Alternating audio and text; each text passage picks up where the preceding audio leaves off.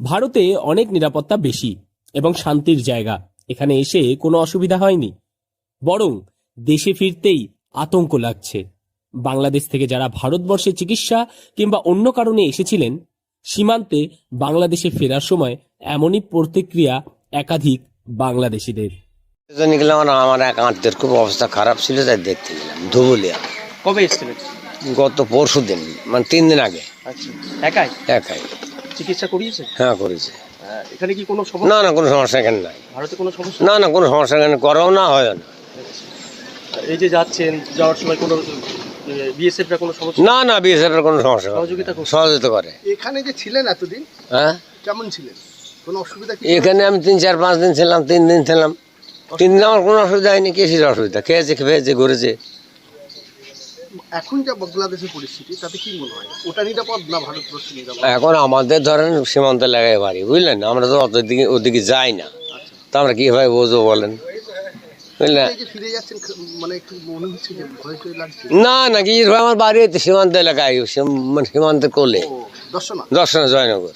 বাংলাদেশে প্রভু চিন্ময় কৃষ্ণ দাস গ্রেফতার হওয়ার পর উত্তেজনা সৃষ্টি হয়।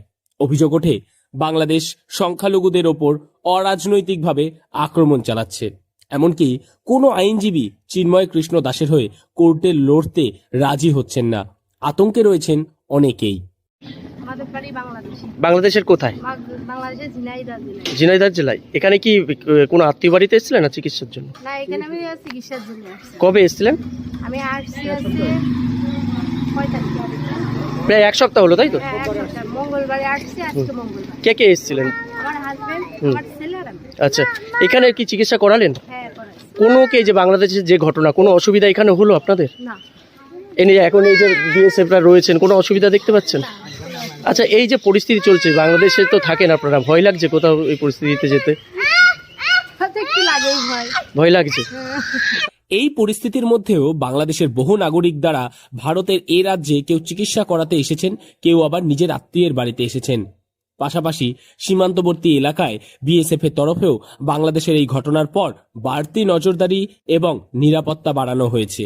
তবে বাংলাদেশ থেকে যারা ভারতে ফিরছেন, তারা জানাচ্ছেন এখানে চিকিৎসা করাতে এসে কোনো অসুবিধার সম্মুখীন হতে হয়নি তাদের। এসেছিলেন কোথা থেকে এসেছিলেন? আমি গত সোমবার, মঙ্গলবারে। কোথা থেকে এসেছেন? আমার ঝিনাইদহ থেকে আসছি। বাংলাদেশের। কি করাতে এসেছিলেন?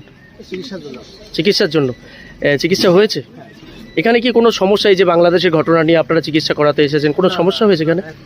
আমাদের ক্ষেত্রে হয়নি। কোনো কিছু সমস্যা হয়নি, মানে কোনো বাধার মুখেও পড়তে হয়নি আপনাদের? আচ্ছা, এই যে বাংলাদেশে যে পরিস্থিতি চলছে, সেখানকার সংখ্যালঘুরা অত্যাচারিত হচ্ছে, এরকম একটা অভিযোগ আসছে, সেই জায়গায় দাঁড়িয়ে একটু হলেও কি আতঙ্কে রয়েছেন আপনার? ভয় লাগছে? আসলে আতঙ্কের বিষয়টা এখন ওইভাবে তো আমরা 1 সপ্তাহ এখানে আসছি, তো 1 সপ্তাহের কাহিনী, মানে আগের ঘটনা তো আমরা বলতে পারছি না। মানে আপনারা তো খবরে দেখছেন যে এরকম একটা অস্থির পরিস্থিতি চলছে। কিছু ঘটনা হচ্ছে, আচ্ছা, এখন হচ্ছে। আচ্ছা, মানে কিছু আতঙ্কে আছেন আপনারা? কিছু স্বাভাবিক জিনিস। যারা আত্মীয় বাড়িতে বেড়াতে এসেছিলেন তারা জানাচ্ছেন ভারতের নিরাপত্তা অনেক বেশি এবং শান্তির জায়গা, তবে দেশে ফিরতে তাদের আতঙ্ক লাগছে। দিনের দিন বাসা আমার বাংলাদেশ ফিরতেছি। 19 দিনের দিন। জি, আমার ফ্যামিলি রিলেটেড সব এখানে থাকে, আত্মীয়। আচ্ছা, বোনের বাসা বলেন, মাসির বাসা বলেন, পিসির বাসা বলেন, সব এখানে। এই যে এখন যে ফিরে যাচ্ছেন বাংলাদেশে, যে পরিস্থিতি, একটু ভয় লাগছে না যে উত্তপ্ত পরিস্থিতি বাংলাদেশে? মানে যেহেতু ওটা তো আমাদের দেশ, ভয় লাগলো ওখানে যেতে হবে, বাট আমাদের তো কোনো সমস্যা নাই, আমাদের জন্য কোনো প্রবলেম নেই। এদিন নদিয়ার গেদে সীমান্তবর্তী এলাকায় দেখা গেল ওরা কড়া নিরাপত্তার মধ্য দিয়ে বৈধ ভিসা এবং পাসপোর্ট দেখে ভারত থেকে বাংলাদেশে পাঠানো হচ্ছে সেই দেশের নাগরিকদের। নদিয়া থেকে মৈনাক দেবনাথের রিপোর্ট, লোকাল 18 বাংলা।